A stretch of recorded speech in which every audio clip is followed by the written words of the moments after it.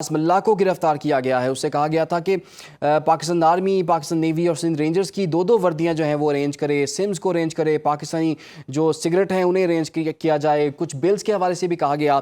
تو بھارت اس سب سے کیا حاصل کرنا چاہتا تھا؟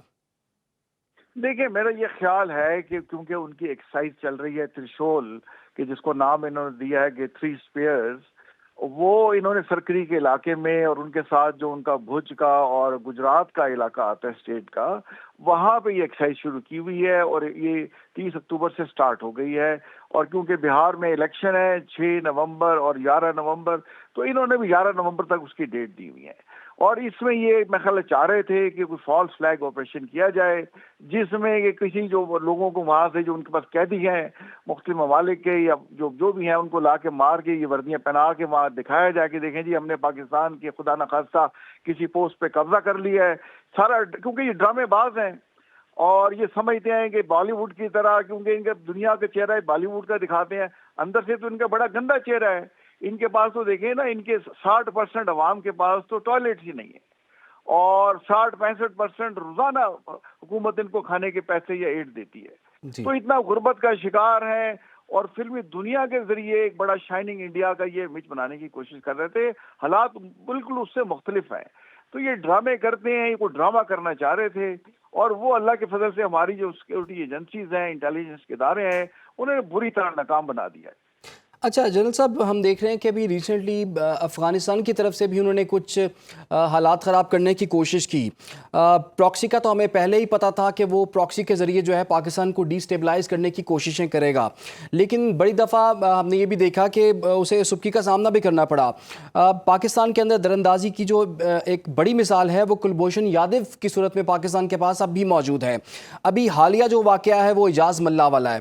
تو پاکستان کا نیریٹو پوری دنیا میں اس وقت جو ہے اسے ایکسیپٹ بھی کیا جا رہا ہے اور بھارت کی بات کوئی ماننے کو تیار نہیں ہے. آپ سمجھتے ہیں کہ جو ابھی پاکستان نے یہ جو اعجاز ملا والی کارروائی کی ہے اور اس کو گرفتار بھی کیا ہے اور بھارت کا یہ منصوبہ ناکام بھی بنایا ہے، تو اس کو پاکستان نیریٹو میں کس طرح سے پوری دنیا کے سامنے رکھ سکتا ہے تاکہ مزید جو ہے پاکستان اس کے بینیفٹس لے سکے؟ اب اس کو اقوام متحدہ کی سیکورٹی کونسل میں جا کے بتانا چاہیے کہ دیکھیں یہ بنتے کہتے ہیں دنیا کی سب سے بڑی جمہوریت، اور یہ کر رہے ہیں اپنے ہمسایہ ملک کے خلاف. یہ ایویڈنس ہے.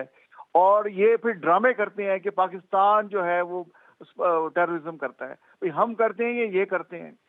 اور ہمارے جو ہمارا جو علاقہ ہے پہلے فاٹا والا، جو 60 ڈسٹرکٹس ہیں، اور دیکھیں وہاں پہ انہوں نے طالبان کو، تحریک طالبان پاکستان یا فتنہ الخوارج جسے اور ہندوستان ہم کہتے ہیں، وہاں یہ سپورٹ کر رہے ہیں. اس کے ناقابل تردید ثبوت ہم نے افغانستان کو بھی دیے ہیں.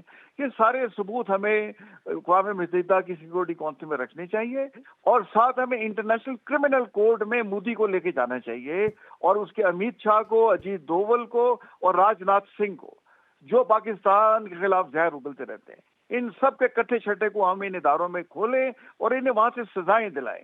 ہمیں ان کے خلاف جو ہے ایک سخت کارروائی، ایک ہمیں ڈپلومیسی چلانی ہوگی تاکہ ان کو لگام ڈالی جائے.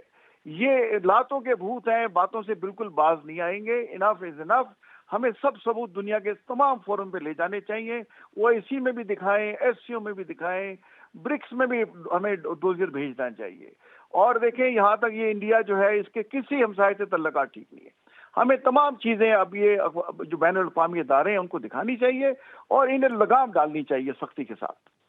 اچھا جنرل صاحب، پہلگام واقعے کے بعد بھی جب کہا گیا، پاکستان کی طرف سے دعوت بھی دی گئی کہ تحقیقات کریں، اور انڈیا کی طرف سے بھی آوازیں اٹھ رہی تھیں کہ جی بتائیں آپ نے کیسے پاکستان پر الزام لگا دیا، آپ نے کیا کسی کو پکڑا، آپ کے پاس کوئی تحقیقاتی رپورٹ ہے؟ تو ان کے پاس کوئی جواب نہیں تھا اس کا.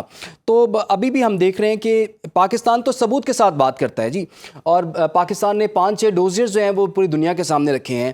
آج بھی جو پریس کانفرنس ہوئی ہے تو اس میں بھی ہم نے دیکھا ہے کہ وائس نوٹ چلائے گئے ہیں. انڈین ہینڈلر جو کہ اعجاز ملا سے گفتگو کر رہا تھا، اس کو انسٹرکشنز دے رہا تھا، بتا رہا تھا کہ 2 وردیاں آپ نے آرمی، نیوی اور سندھ کی لینی ہیں، ہمیں زونگ کے سیمز چاہیے، ہمیں پاکستانی سگریٹ چاہیے، اور کچھ 2-3 بلز بھی چاہیے موبائل کے.